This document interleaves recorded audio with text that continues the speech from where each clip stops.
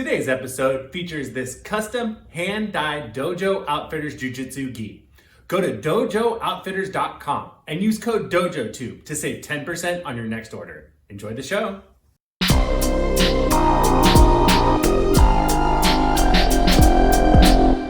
Give me a little countdown. Dojo Outfitter family, what's going on? Welcome back to the show. Today we got Ben Egley. What's up, Ben? How's it going? Chilling, man. How you doing? Good. Chilling as well. Hey. It sounds a little bit weirder when I say that I'm chilling. Weirder than when you say it. It sounds natural when you say it. No, it probably sounds weird when I say it. No. No.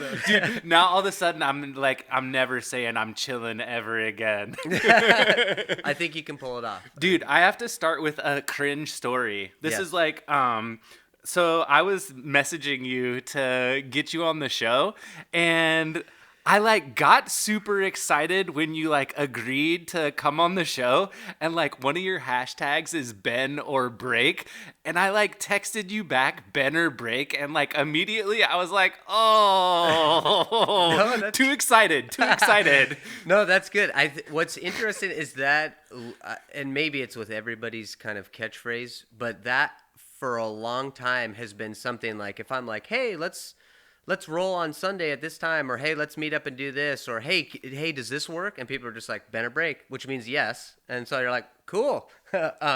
So it's naturally become like a response. If I say something or someone else says something, then we agree and we both like it. It's like, okay, yeah, Ben or Break, of course. It's kind of funny how that works out. I felt super cringy. I was like, well, he's still coming on the show, so I think we're okay. No, it was good. You used it well. Dude, so actually the first time I ever I didn't meet you this night, but the first time I ever saw you was actually in 2017. Me and J-May drove to Lincoln City and to watch our good friend Ryan Walker, fan of the show. What's up, Ryan? To watch you and Ryan get in one of the most epic battles I've ever seen. Yeah. That was maybe one of my favorite live fights I've ever seen. Yeah, that was a good one. Definitely, I think a crowd favorite, being that it was in Lincoln City, it was close, and we both came, we don't live very far apart, the same market, and it's like, well, let's have half of your people drive to the coast, and I'll have half of my people, and then we'll have them get drunk and sit in the same room, and then we'll just fight each other for 17 minutes. And we did.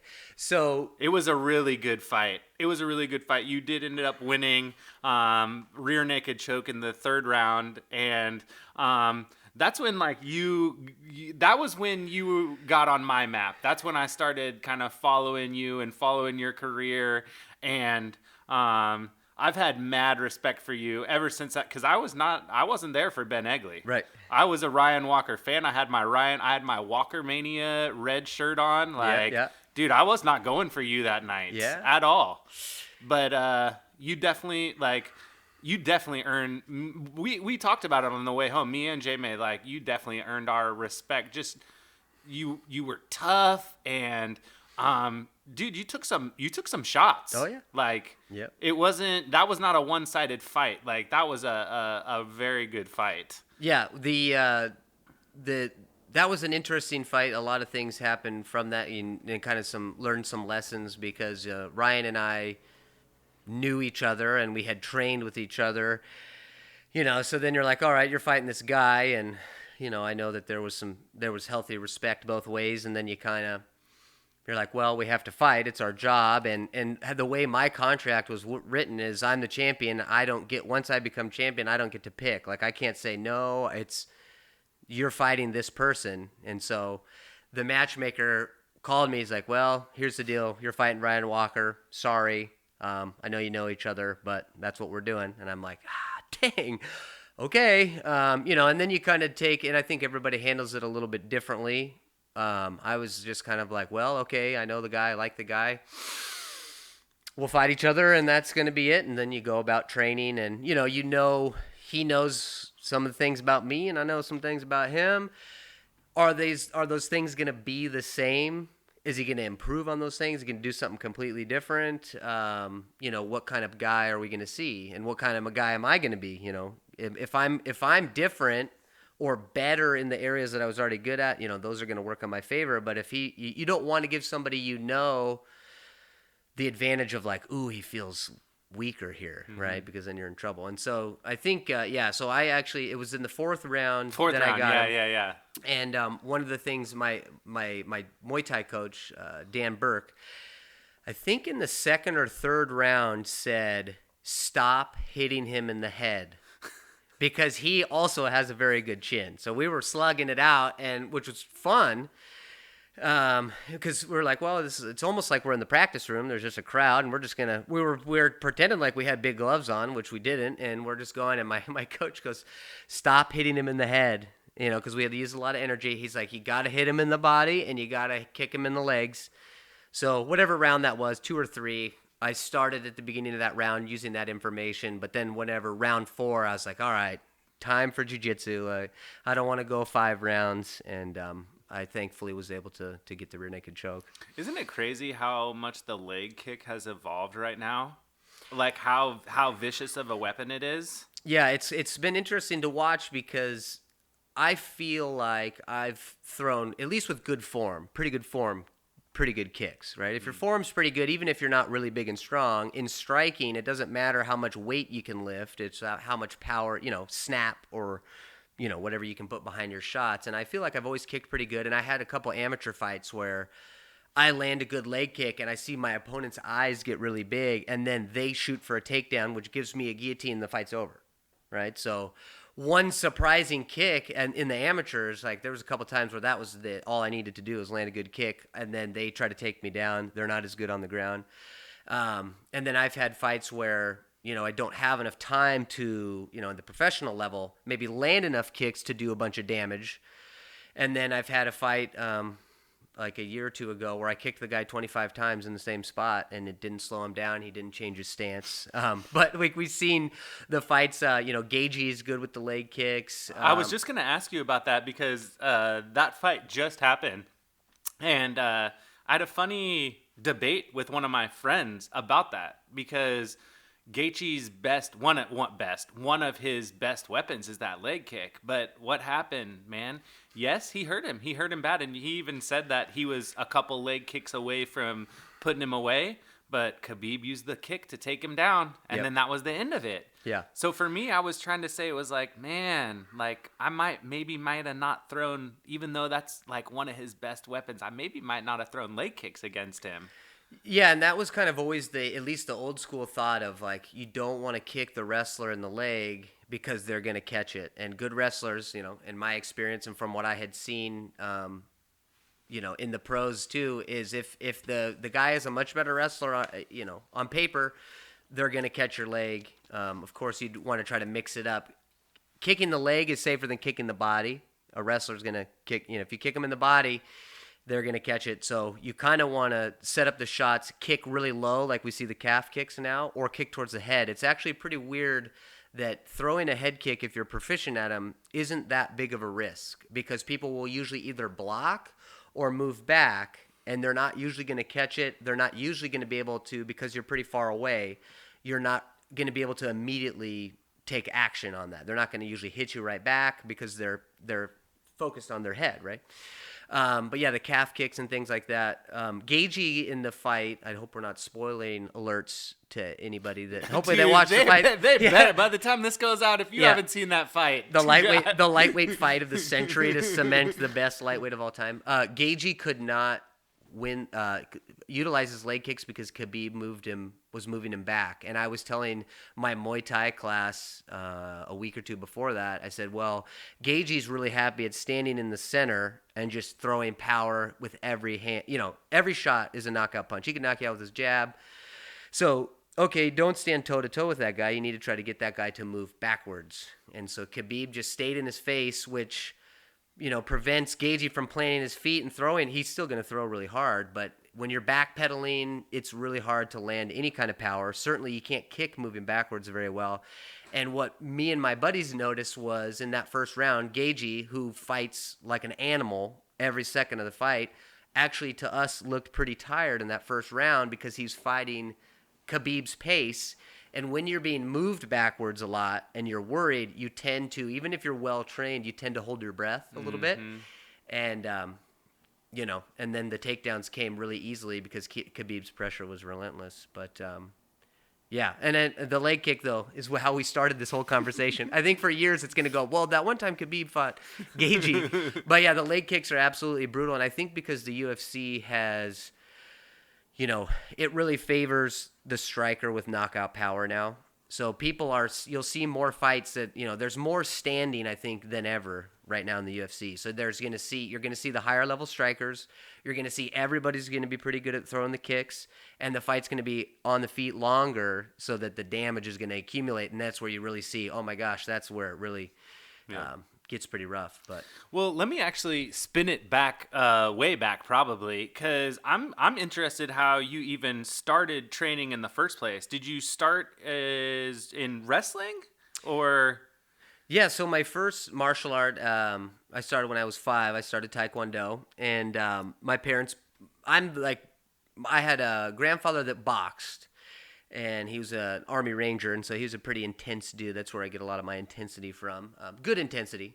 But I was really the only martial artist in my family, and they're like, well, Ben's got too much energy, and he needs more discipline. And even though my parents did a good job disciplining me and trying to keep me on the straight and narrow, they're like, let's get this kid some more. So they put me in Taekwondo, and it was really helpful as a young kid to channel my energy, to stand up straight in line, to bow, to have the respect, and that put the love of martial arts into me, early. So I really don't have a time in my life that I was never, that I wasn't a martial artist.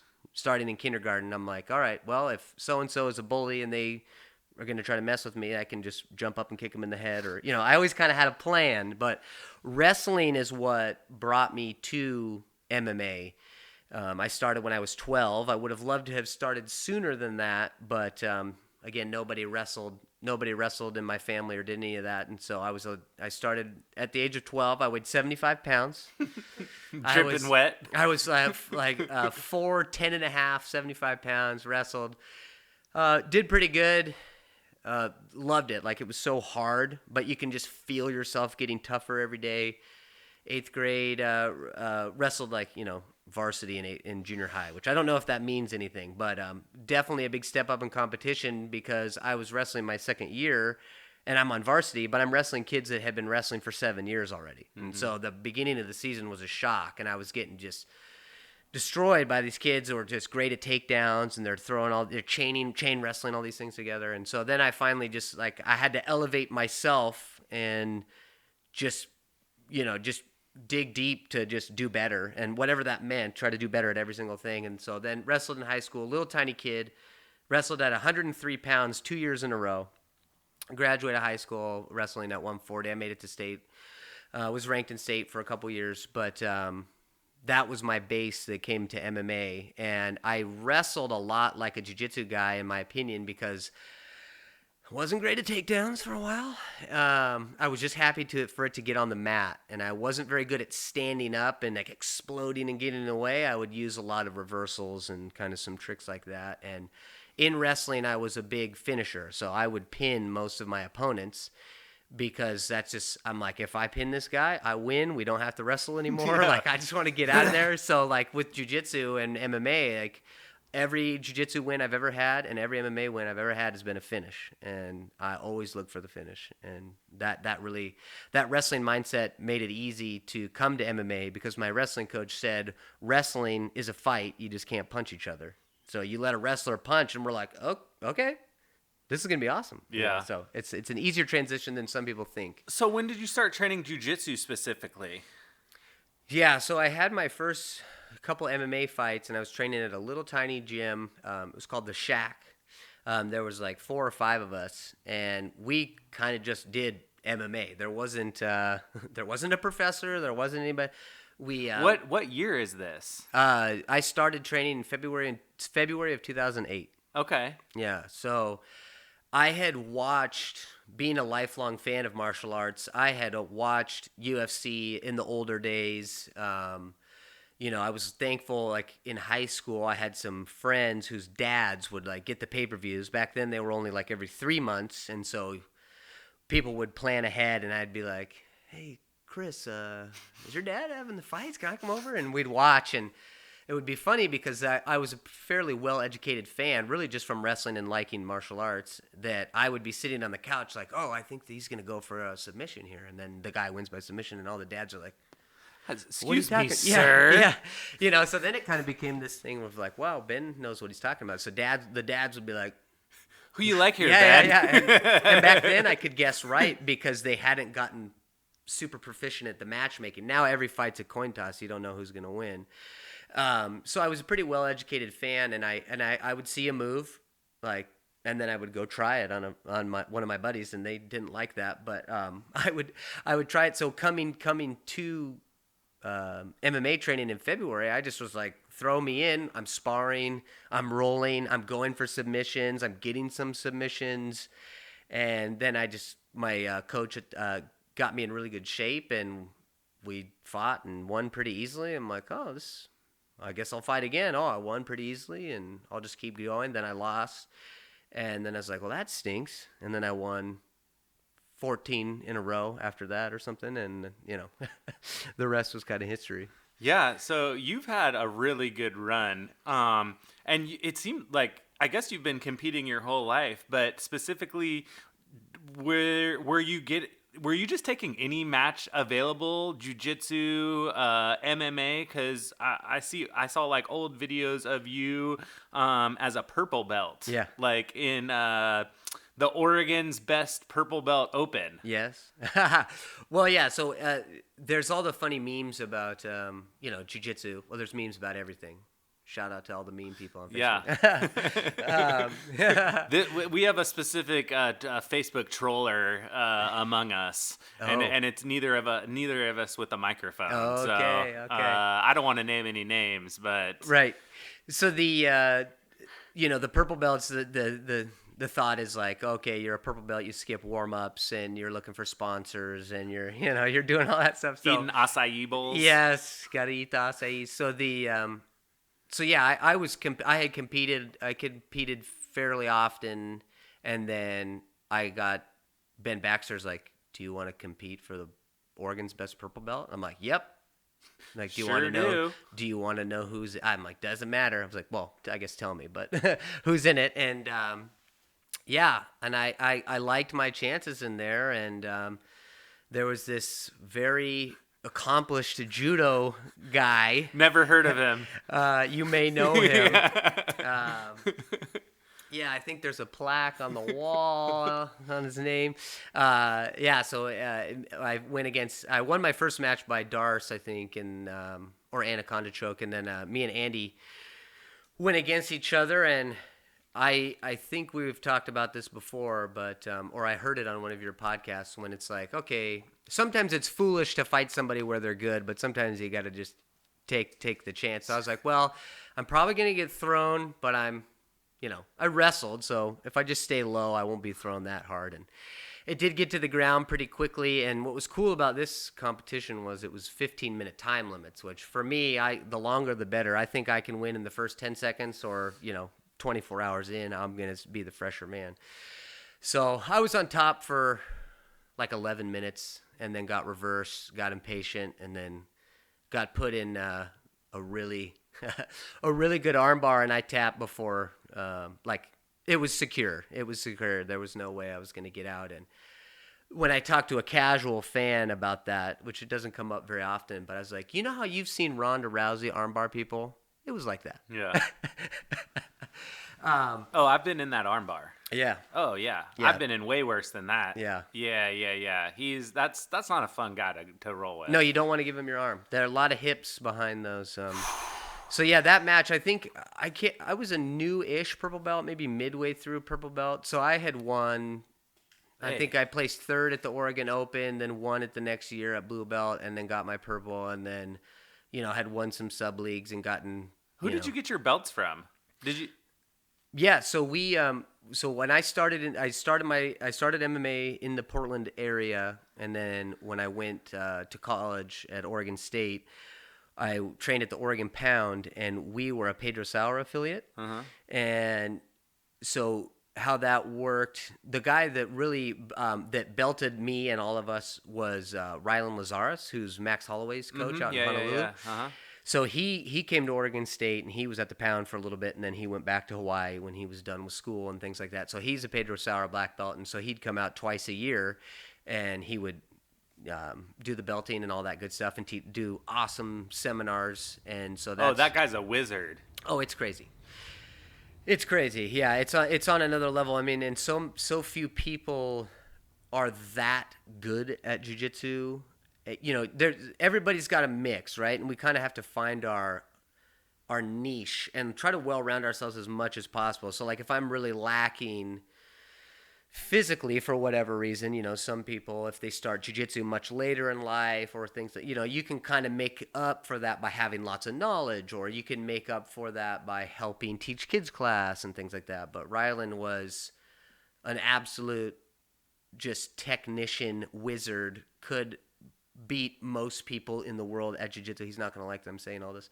And that teach just amazing on another level. You just say, I would always be like, I have to close my own mouth, you know, during it, because it was so simple. He would show you that invisible jiu-jitsu that one little thing. It was like, oh, my elbow. I wasn't heavy enough on my elbow when I did that move. That's why it didn't work. And now it works 98% of the time that I do it. And so that's pretty amazing. And so I'm a Pedro Sauer black belt, and my instructor from the Pound, him and Pedro were the ones that did the belt ceremony and stuff for me. So that was pretty cool, because his name's Mike Downing. He moved to New Mexico from Corvallis and started an academy out there in a place that had no jiu-jitsu. So it was really cool to go out there. I had never been to New Mexico, to go out to this county that didn't have a jiu-jitsu gym and get to do jiu-jitsu with these people that,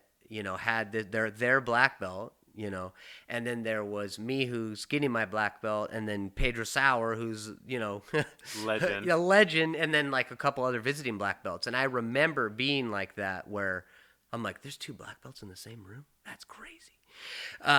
So it was really special to have like it come full circle and have my instructor Mike and then Pedro do it at his location in front of a bunch of, you know, people that are still being exposed to the amazing world of jiu-jitsu. It was a pretty special experience.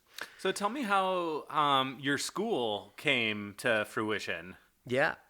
The journey starts a long time ago. So I left Corvallis. The plan was always to move back up to the Portland area after I finished school, and so that was really hard to leave my jiu-jitsu family. And then I came up, and I was at Team Quest in Tualatin for a year, and I told my my instructor Mike and the other people, I said, you know, I'm going to try this MMA place out because it's got the best guys in the area. I said, you know, I want to make sure that I'm transparent with you guys. I want to be belted, you know, through Rylan, and I want to be in the Pedro family. So I need to be here for MMA because there isn't, at the time, there was no other, Pedro affiliate nearby. So I was like, well, okay. So we were there for a year. It unfortunately closed down. And then I was like, well, what are we going to do? And I'm, at the time, a full-time CrossFit coach. And I talked to the owner of the CrossFit gym. I said, can we start training out of here, at least in the meantime, till we figure out what to do? And we got a small group of guys, and we were training, and we were borrowing mats for a little while. Then we bought mats, and then we realized, like, there's not really a place for us to go. And it's working pretty good here. We're getting to see each other 4 times a week. Everybody's coming. Everybody's having a good time. And I was like, I have the training that I need. They're getting the training they need. Let's just keep doing it like this. So we trained at the CrossFit gym at the off hours. And then we moved locations for the and everybody came with us, and we did that. And then it kind of got to the point of like, hey, I think we can do this on a legitimate scale, because it was like kind of secret. We didn't advertise it. You had to have previous grappling experience or martial arts experience. Like, you had to be comfortable with contact. You had to know me or know someone that knows me very well to be invited. And, you know, that was just to keep things moving smoothly. Mm-hmm. It's not because I didn't want to teach people jiu-jitsu, right, but I didn't have the setup to welcome white belts or welcome kids, because it was late at night, first of all, and then we just didn't have mats. It was a CrossFit gym. So we were just trying to train super hard and get it done. And those were my, and still are my main training partners for a fight. It's those, that, pretty small group of guys and so then we started our academy in, it'll be 3 years in April, and still in Tigard, really close. Like, it's right kind of in between the original CrossFit locations that we were at. And, just have slowly grown, but grown with really good quality. So it's been pretty awesome. Yeah, I'd be remiss if I didn't ask about bench and chair, and I forgot who else got promoted. Did someone else get promoted too? Broom? Broom has not. Broom has not been promoted yet. I think it was Bench that got his stripe on video. Yeah, Bench got a stripe, dude. How is bench and chair doing? Still, are they training hard or? They're doing well. Yeah, they've. We've been each other's life support systems during this COVID era, and. Yeah, it was funny because the whole COVID thing is obviously so terrible in so many ways, and everybody that I know, I feel like, has been really lucky. I think we're lucky where we live in the greater Portland area, and people that I know have roofs over their heads, people that I know have jobs, but millions and millions of people don't, and it's horrible. And millions of people don't have kids that are old enough to do well on distance learning, or have ADHD, or problems that are even worse than that we don't know about. Mm-hmm. And I was trying to, like many people were, trying to find some things that we could do with all this extra time. So like I had time for the first time ever during COVID. I'm like, my gym is closed. I can train with my wife, which I did, and my son, which I did. But, like, what can I do? And I just leave work and go home? No, I'm going to go train, but then I train for, like, an hour, and then I leave. Like, what's going on? So I've always been a pretty creative person, I feel like, and I like making those little videos. Yeah. And I was, like, halfway going insane and halfway being like, hey, I have time to do something fun and silly. And so I started making those training videos with my quarantine partners, and bench and chair and wipes and broom yeah. have been doing a really good job. I thought it was really funny. Like like you said, it was very like creative. So I thought it was, dude, because it's hard right now. Because like sometimes I don't know, it's so weird right now, and you want to like. It's like posting on social media is so weird right now because it's just like, hey, look at me, but also like, who cares? Like, look at all this bad stuff going on. It's just so, it's so weird. But yeah, I really enjoyed the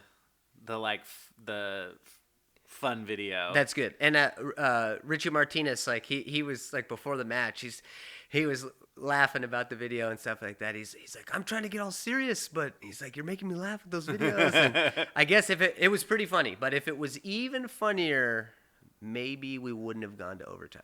No, I just can't. No, that's maybe that's not true. Maybe I'm not that funny to throw somebody, a legit legend, off their game that much. But it was funny. We had a good chat about it before and after. So you also got put on like was it a meme?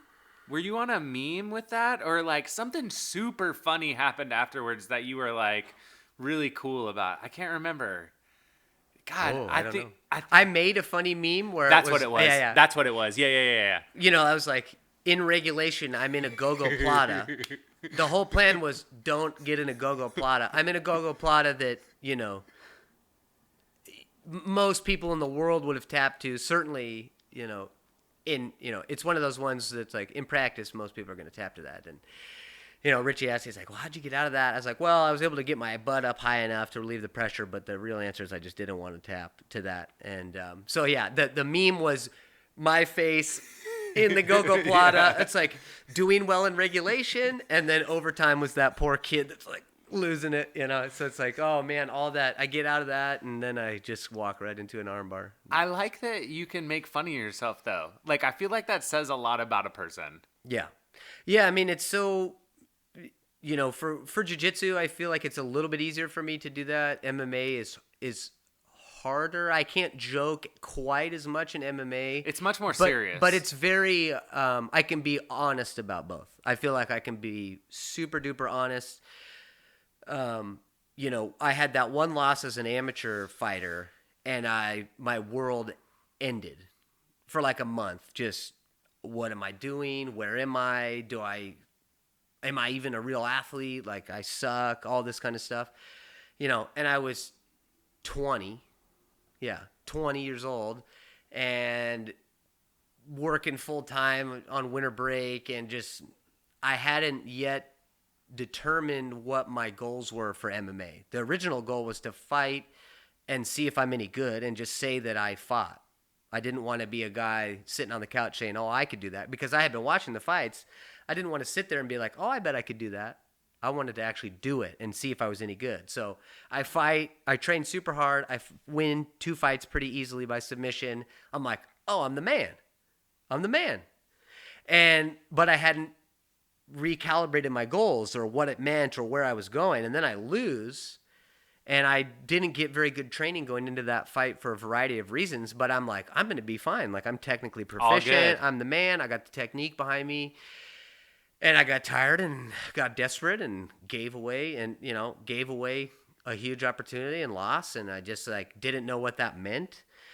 So then when I lost as a pro for the first time, I lost a decision. I was 6-0 with 6 first-round finishes. And I fight this guy that had twice as many fights as me, had fought in Bellator several times. And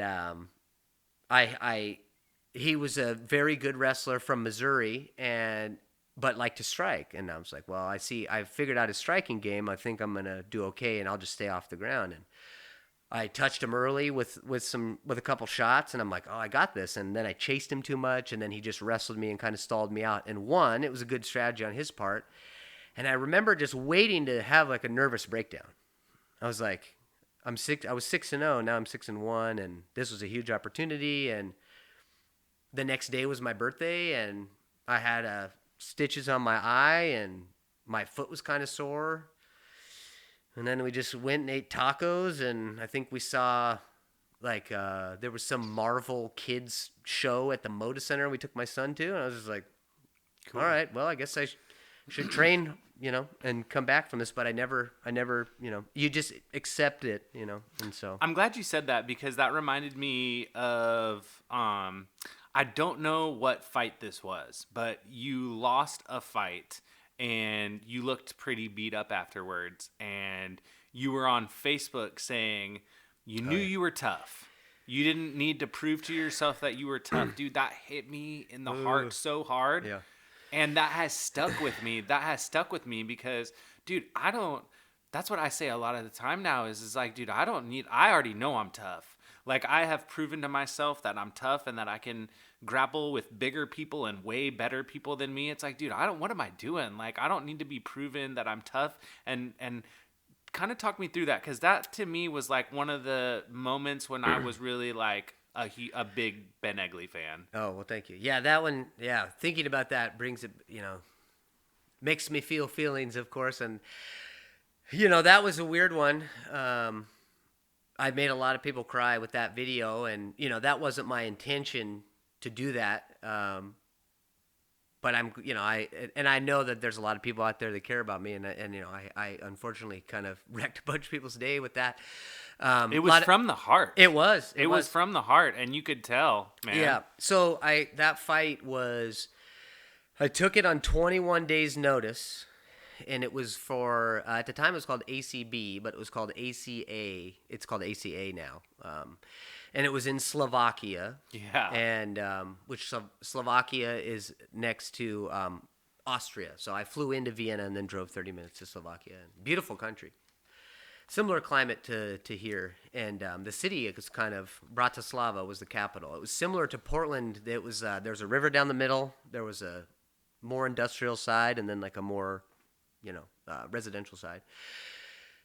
So I fought this guy from Kazakhstan who was 11-1. I was 10-1 at the time. And this dude, we were first fight of the night. Every time he hit me, I couldn't believe how hard he was punching my face. I just felt my bones just shifting in my skull.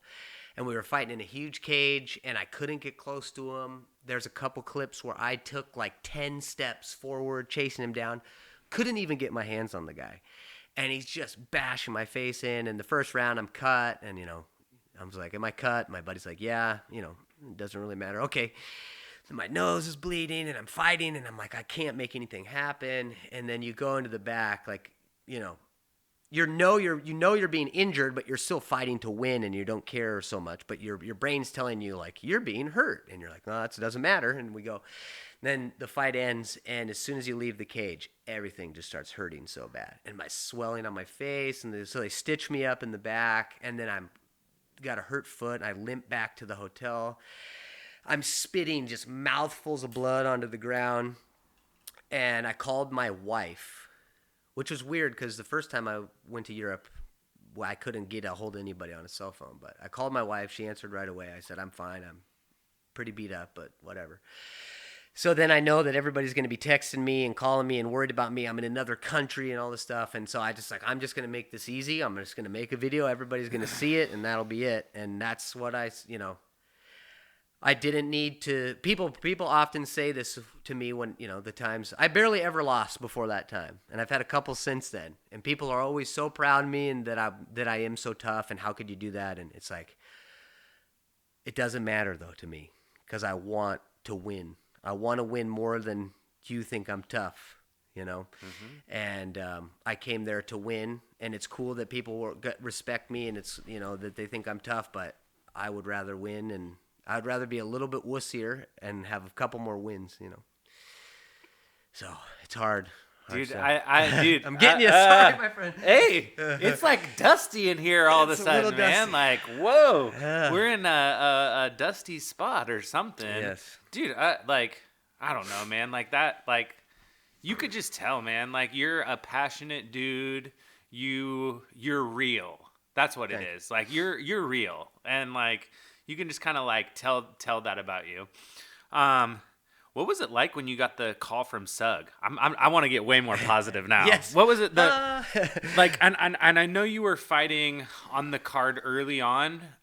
More specifically, like the recent calls, because like, dude, Sug has blown up now. Yeah. Like now it's an honor to be on that card. It is. And you've been on it twice in the last 3 or twice in the last 2. Like.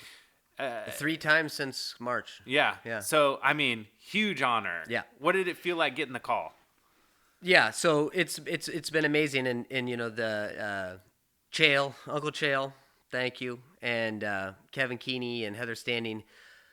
People don't realize that group of people, what they can do. They are the most organized, most driven, most get her done kind of people in the world, and so I knew it was going to be awesome.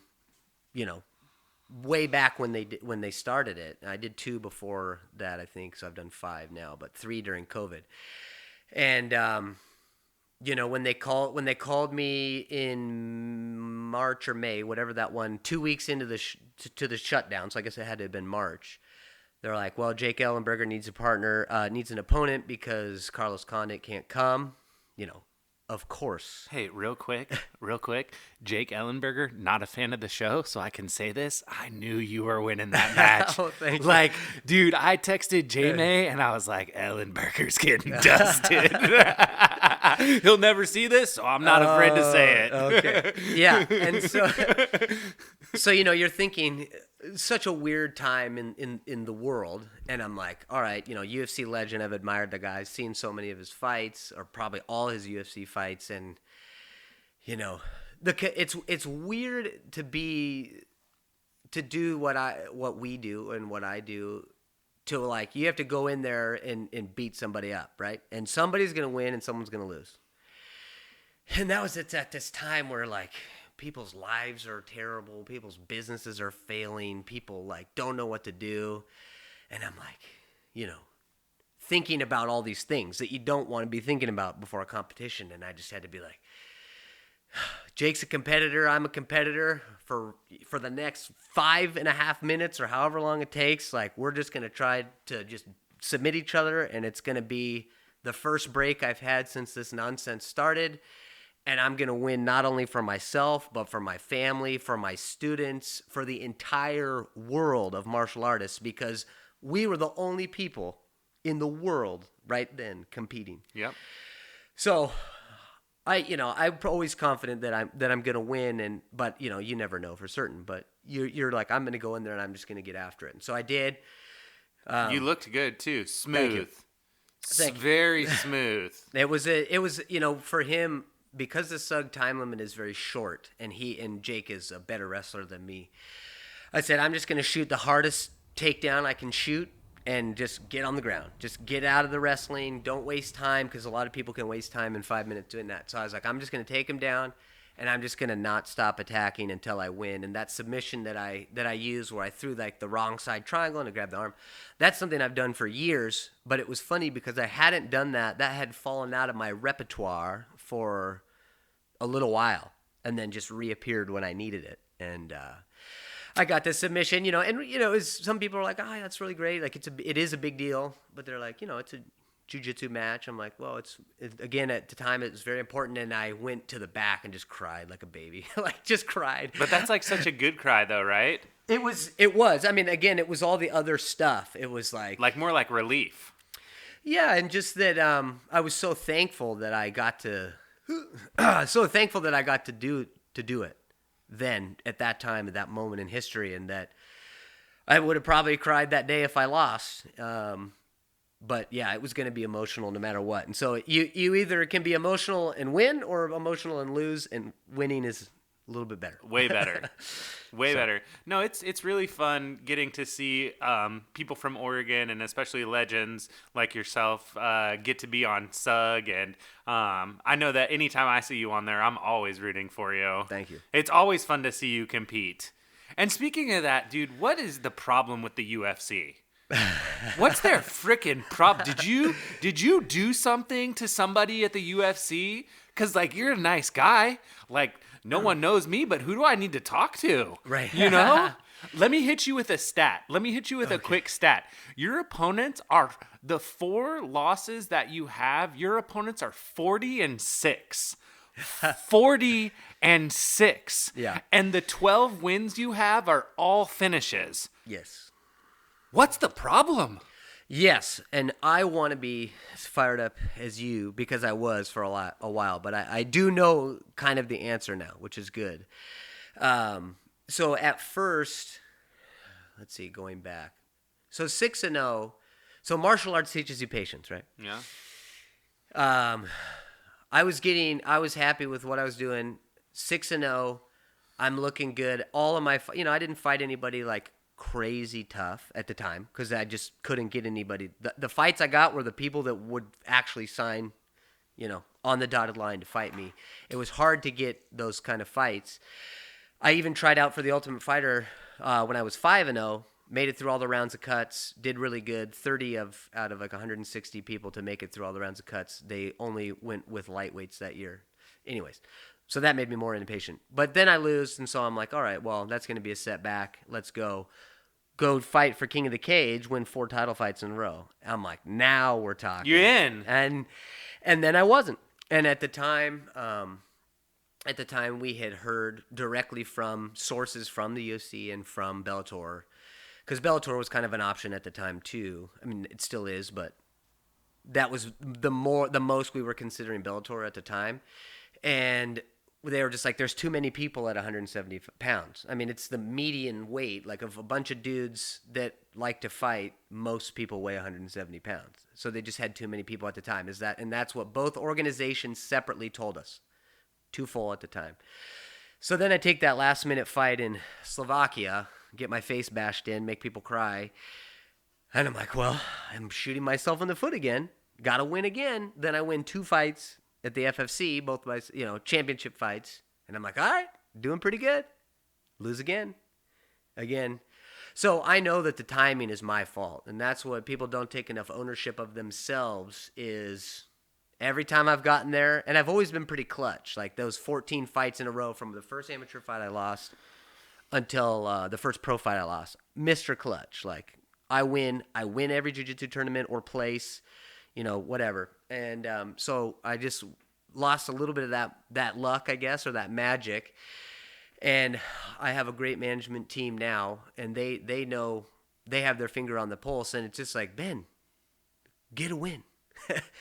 And they're very nice about it. It's like, with one win, we could turn this all around. Mm-hmm. But the UFC will not take you or me or anybody without coming off a win or two. Mm-hmm.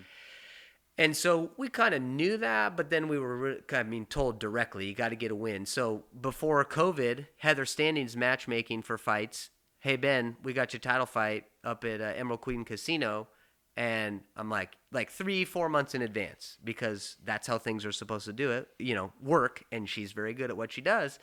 So I'm like, this is going to be it. I'm going to make my first, I'm going to fight at 155 for the first time in 10 years. I'm going to beat this guy, I don't even remember his name, to death. Sorry, guy. And then I'm going to go to the UFC. That's what's going to happen. And then COVID hit. And my weight was looking good. I was in the best shape. It was awesome. And then it gets canceled. And then I'm like, crap. And then the SUG was like that light that just like kept me out of the darkness. So I'm competing. I'm like, all right, I'm staying relevant. I'm staying sharp. And then I get this LFA fight on 1 week's notice. Make my 155-pound limit. Fight against a guy that if I fought, sorry, guy, 1,000 times, I would have won 998 times. I would have beat him. And he fought a much better fight. I started slow. He started fast. And again, just if you win every time, the UFC can't say no to you. And I was impatient in those early times where I'm like, I'm the man. I'm beating everybody in one round or less. And then, you don't get any. The more you win, the harder your fights get. And so part of it is I've never had good timing in the sport, and it could still happen, but I really have to put a stamp on it. And, if I keep doing what I'm doing, it'll work out. And, that was when I told you that I had to reset my goals when I lost that amateur fight. The goal a long time ago when I went pro was to get to the UFC. It wasn't to be a world champion, which sometimes I think maybe I'm a little bit too realistic with my goals, because it's pretty easy to just say, like, I'm a world champion. Well, yeah, it's the probability of me being the best in the world at anything is very small.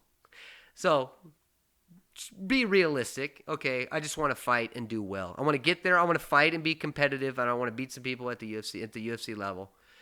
Maybe I should aim higher than that, but I can die happy if and when I get there to fight the toughest people in the world. So Ben Egley fans should still be optimistic then. Yes. Yes, they should. And when I lost my fight, not this, and I've never talked, you guys are hearing it right here. Hear it live. I have never talked about losing this much ever. Because for years, there was not enough opportunities to talk about me losing. I've talked about like every loss. It sounds like all I do is lose. Which no, and then and it's not hurting my feelings, right? Yeah. But it's crazy to have to, because if you fight long enough, you have stories like this, and you're like, man, I've been talking about losing for an hour, but I've won so many fights. But it's when you lose that you learn kind of the most. So yeah, when I lost my fight and I got pretty the second most beat up my face ever got, still a decision loss, but 5 rounds. Everybody was very quiet. Nobody was really asking me, what's next? What are you thinking? How are you feeling? What does this mean? There was a few people, including family members, that just were certain I was going to retire. That was it. Yeah. They're like, you went to the hospital, you got 14 stitches. I'm like, nope. Guess what? I'm going to go to 155 pounds. Surprise. And they're like, that made my sister cry. I think she told me that. She's like, how could a skinny person do that? I was like, well, because I'm crazy. And I said, then that'll be the fastest way. And, I lost that LFA fight, making my 155-pound return, and I went up the rankings to number 3 in the world, in the U.S. So I don't know. Stuff's weird. The universe wants me to keep going. You feel good at 55? I felt really good then. Yeah, that day. I mean, the weight cut So I had to change everything. I changed my whole lifestyle. I could eat whatever I wanted and fight at 170. I could eat whatever I wanted. I was lifting weights as a CrossFit coach for most of that time, except for the last year or two at that weight. And then I would go on a diet when I had a fight. But I could eat cake. I could eat, I could eat till I was full. And I was like, well, I'm going to change everything about what I'm doing and go to 155. And I did a ketogenic diet for the last week, and I water loaded, which I had never done, which some people would think I'm crazy for not doing that. But I just cut weight like I did as a kid, just barely drank water and ate and weighed myself 50 times a day, and then sweated out whatever was left. So I did the water loading technique, and I was 10 pounds over the day before, did 5 that night, 5 the day of, and stood on this, and I weighed on the check scale, and I was 0.8 over, and I just about had a heart attack. I just leaned up against the wall in my underwear and just crumbled, and I was just preparing myself to that if it didn't come, I was like, that's going to be the most brutal 8/10 of a pound in the world. So I go into this little room with the commission, South Dakota's commission, and I'm like, the other scale said I'm this. I'm not going to make it. Let's get this over with so I can go start running. And they're like, well, take it easy. And I don't like being impatient or impolite to people I don't know. The thought of me being rude to someone that I just met is actually horrifying. I'll be rude to you if I know you, if you're being a jerk. But so I'm like, I'm sorry. And there was a lady in there, and I think I did say at least one swear word. And I was like, I'm sorry for cursing, ma'am. And she's like, it's fine. And I'm like, okay. So then I step on, and I'm like, well, and then I stepped right back off. I said, I'm going to have to do this naked. And I'm like, ma'am, I'm sorry. Again, I swore, and now I'm about to be naked. And she's like, I'll step out. And she goes out, and I made it right on the dot. And 8 felt good. And, went into the fight just feeling like $1 million. I'm like, I just had to beat this guy, and I feel ready to do that. And during the fight, I'm like, all right, you're kind of starting a little slow. Let's make it happen. And it just was a little too late. As someone who knows nothing, right? This might be the most noob question ever, but how is that just sometimes that just happens and you can't turn it on, or? I think if we knew the answer to that question, it'd be a lot easier, right? Every athlete in the world would be, They'd be asking chicken bone. Right. And that's the hard part, of course, with all of this stuff. The higher you get, it's those little micro things that are going to matter the most. To me, so having an exercise science degree from Oregon State, coaching people through fitness, having the martial arts way of mind, being in these high-level fights, winning these big jiu-jitsu competitions or whatever, I've been there. I know a little bit about it, but the average person, you kind of have to do whatever makes you feel good. But I always tell people what you should do at the beginning of any workout program or lifestyle change is pick something and do it hard. Work hard at it. If you're gonna be a rower, if you're gonna be a runner, if you're gonna be a race walker, work really hard and work hard for a long period of time and see where you get. Everybody wants to do I'm going to buy, not that these things are bad and I've had benefits from these things, but all right, I've never done a hard exercise program. I've never trained jiu-jitsu. I'm going to buy a Whoop band. I'm going to buy supplements, but I'm not going to eat better. I'm going to do all this stuff. It's you got to get a show your roll gi. Yeah. At Dojo Outfitters. Yeah. DojoOutfitters.com. Open 24/7. Use code DojoTube. Thanks for asking, Ben. Yeah, yes. Excellent. But you do just have to work hard. You just have to work really hard for a long time, right? And then with martial arts, you have to work really hard and you have to work smart. And that's going to carry you a long way. And then when you have a fight like that where you don't know really what happened, you have to analyze it, and then you kind of have to – I still haven't figured out the exact reason. I know a couple reasons why. Part of it could be the warm-up. I think I warmed up too much. What didn't make me tired, but I just – people are going to be upset about this. But normally, as the coach, right, I'm the coach, so I put people through a warm-up if I think they need one. I teach the drilling, they drill, right, and then we start rounds, in when the world was a normal place. That's the structure of the practice. So everybody's been doing stuff for 30 minutes. I've just been walking around and talking and cueing, and then it's go time, and I don't ever warm up. pick the toughest guy in the room and we go. So that was one of the things is like maybe I was warming up a little bit too much because people you have to manage your anxiety. And I feel like for a long time I've been really good at that. I was bad at it as a kid in wrestling, but I said if I'm going to fight, you need to be unafraid of anyone you step in there with. And that has been true. And I think I'm too good at that. I might be too calm. I might be too. So we've talked about the warm-up procedure. It's like I either need to fight a guy in the parking lot right before, or I just like need to go for a jog and then just put my mouthpiece in and go.